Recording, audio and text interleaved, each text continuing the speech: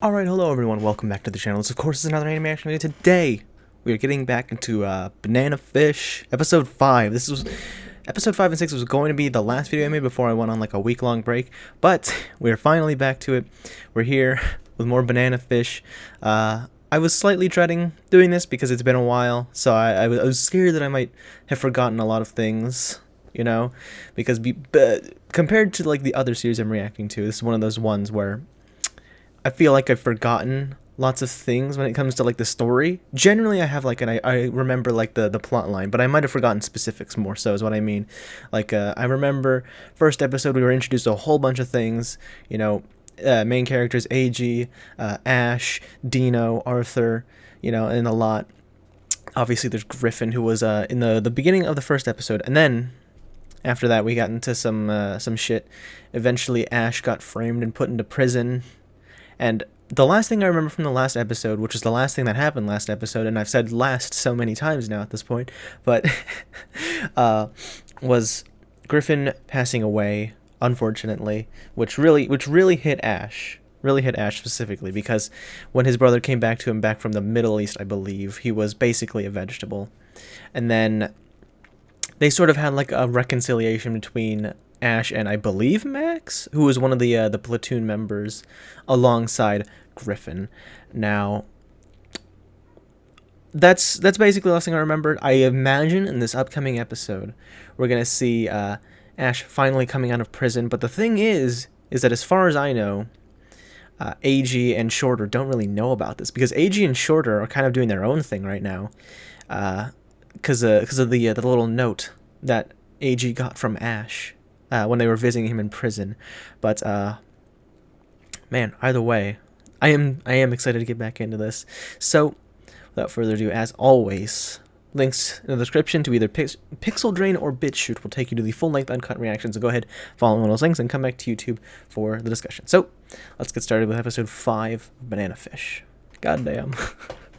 God damn it. I'm excited to be back. I was scared. Like I mentioned, I was scared to get back into this because it had been so long. But I'm fully ready to get back into this. God damn. There was so much good stuff this episode. Some good action, some good like not necessarily, I can't speak. There's a lot of good progression, is what I mean. There's a lot of nice bringing things forward type thing. I wasn't expecting the attack on the seafood place to be so quick. I thought it was going to be like a next episode. It was going to last like a whole episode, maybe 3/4 of an episode. But goddamn. So first of all, we're finally out of prison. It was. I guess it's a testament to how well Ash is able to play his cards, because everyone always perceives him as like down on his luck, poor, innocent, defenseless kid, because he's been going through this bullcrap his entire life, and they just assume he didn't know anything, so they were just trying to be very caring and understanding, and I agree, I would be too, but then he just, like, pulls the rug underneath them, and I kind of really love the dynamic that Ash and AG, like, that's being set up for the rest of this series, you know, because it's a case of having two different upbringings. One was pretty sheltered, from what I know. His biggest struggle was that he couldn't do pole vaulting anymore because he broke his ankle, and now he's scared to break it again, or like twist it again, or whatever. Compared to Ash, who's gone through so much more, and it's kind of surprising that that he's still like alive in general, whether that be because he keeps getting himself into like dangerous situations, or because of it all being like, you know, too much sort of thing. And it's going to be interesting to see their like dynamics. That's always like an interesting dynamic between two characters, people of two different worlds coming together, and just like seeing the way they interact around each other, having come from two different places, you know, that affects the other person. I think one of like the most prominent ones I can think of is Black Lagoon with Rock and Revy, having been from two different places, and just seeing how much over the course of the 2 seasons and the Roberta's Blood Trail OVA, like how Rock has changed as a person and how Revy has changed as a person, like from the influence of each other.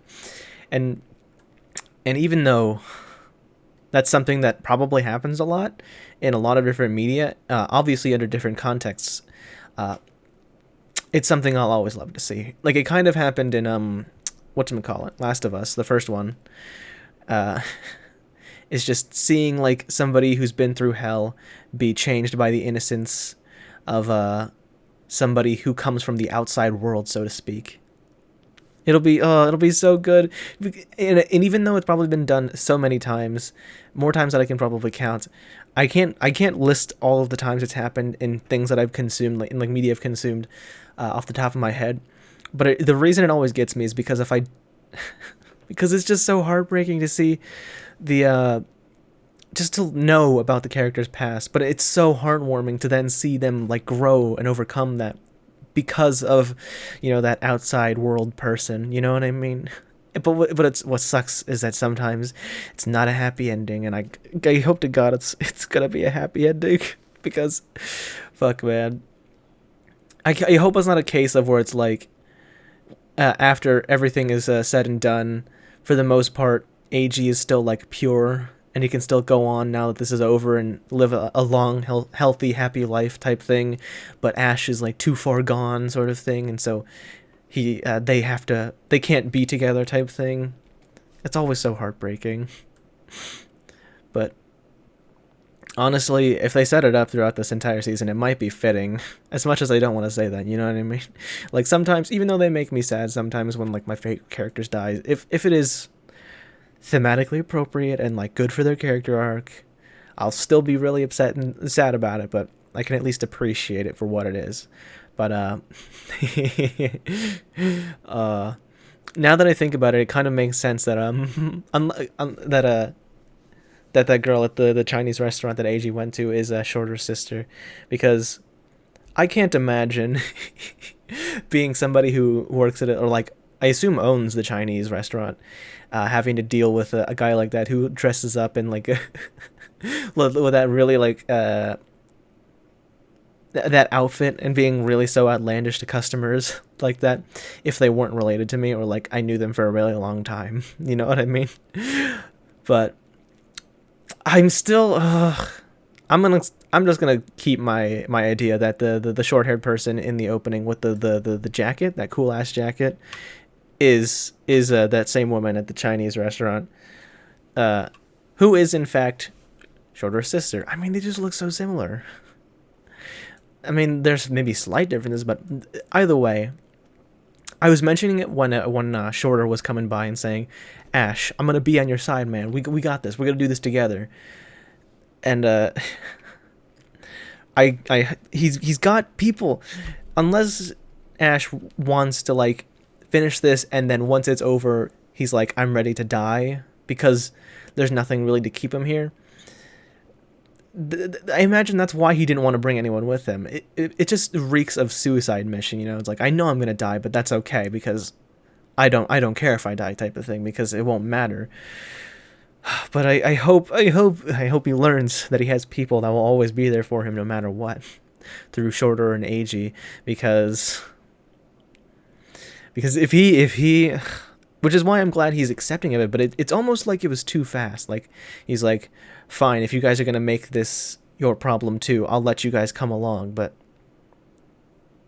I feel like if Ash really cares about them, he's probably gonna say, "You guys are too good. You don't like," you know what I mean? Do you get what I mean by that? I'm so bad at like articulating my thoughts, but anyway, yeah, terrible pieces of shit. Buying children as young as 10 years old, probably some younger, because especially in big cities, it's probably like an issue having tons of people there, maybe even a lot of kids that are just like don't have a home type thing, and the people in power, they can just kind of do whatever they want and nobody really gives a shit.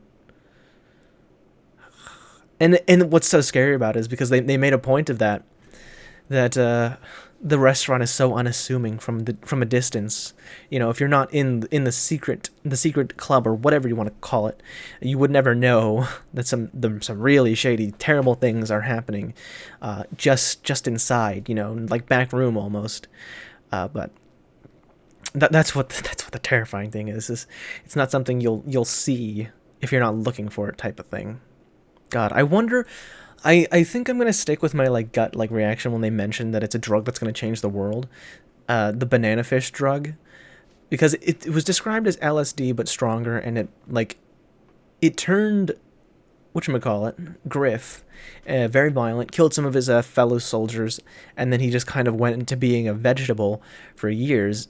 Is this going to be one of those things where it's like a super soldier drug or something like that, where it's like, we're going to create an army of drug-fueled crazies to go and kill people without second guessing it because of they're being controlled by the drug? That's all I can think of.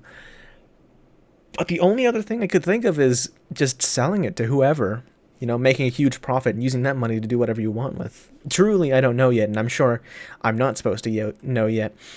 But that final bit, was pretty cool. I won't lie. Seeing Ash just like car surfing on top of that truck and managing to hit those shots, by the way, that's insane. That takes an insane amount of like precision and accuracy to be able to do that. Like, even on like newly paved roads and whatever, the vibration from the car alone would make it very hard to like aim. So I don't know if that's just like accidental, like, oops, anime logic, that shouldn't happen, or if Ash is just that good, which I'm willing to believe Ash is just that good, because it's not impossible, but it's good shit. And you know what? I'm not surprised. I'm not surprised we didn't get away with it. I wish we could have gotten away with it, get rid of Dino for good, but then we kind of wouldn't have very much conflict now, would we? Arthur would still be around to want to get revenge on Ash for his fingers, whenever that was. But it kind of makes sense that we don't get away from it now. It is only episode 5, and you know what? Dino's not too stupid. He was prepared. He was prepared enough to have Arthur and his goons just in a building nearby watching over. Isn't it? Looks like that's an advertisement for an iPad in the background. And you know what? It was also impressive that whoever had the sniper managed to hit Ash while he was moving. Hitting moving targets is difficult. But anyway. Next up, we're probably going to be going back to Ash's hometown. That's really interesting, but also potentially really traumatizing for my boy. I don't want him to suffer, man. And that crazy ass look on. I'm surprised. Arthur was genuinely looking like he might be like shocked, like, oh god, when Papa Dino was like, had that evil look on his face. Ugh. Disgusting old man. Ugh. It's Ash seems like he's got a lot going on in his mind right now. He seems incredibly, how do I put it? Conflicted about a lot of things. It was mentioned that he probably doesn't want to go home, so we're probably going to get some backstory on why home life was so terrible, and that led to him running away, I can guess. Abuse. Maybe it had something to do with Dino. Maybe his family were shitty people and sold him into that. Or maybe that happened after he ran away from home because he got abducted or something. I don't know, because they brought up the fact that they abduct like orphan kids off the street with drugs and shit.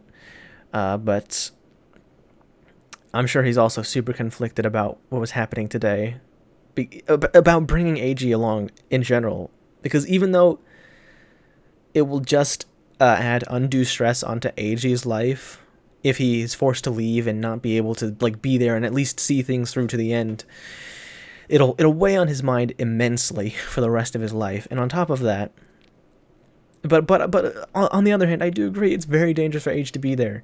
It must have like affected Ash at least a little bit, that if it wasn't for Shorter shooting that guy, AG probably would have been dead, or at least taken by Dino and had like a fate worse than death.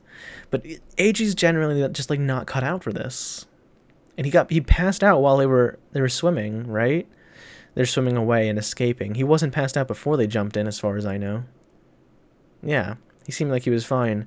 So the fact that he passed out while they were swimming away, I don't know if that was like trouble swimming or like the stress got to him and he's just like exhausted or something, but Either way, just seeing that probably weighs on Ash's mind really heavily, because he's one of like the few people that he probably, you know, cares about like now. You know, because he's such an innocent kid. Maybe even Eiji like reminds him of himself when he was younger, or is like, maybe that would be me if I was still you know, if all the shit in my past didn't happen to me. I don't know, but like I said, goddamn heartbreaking. But despite the undue heartbreak and stress that this show is putting on me, I am excited to see the next episode. So thank you very much for watching. If you watched on this point, if you enjoyed the video, make sure to hit that like button, subscribe, hit the notification bell so you don't miss a single upload in the future. Thank you once again for watching. Peace.